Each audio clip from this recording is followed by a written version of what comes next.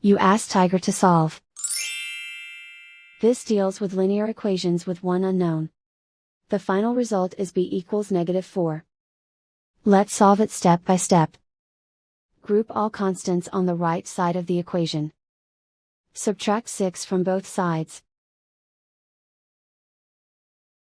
Group like terms. Simplify the arithmetic.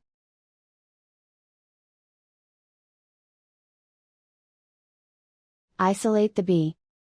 Multiply both sides by 2. Group like terms. Multiply the coefficients.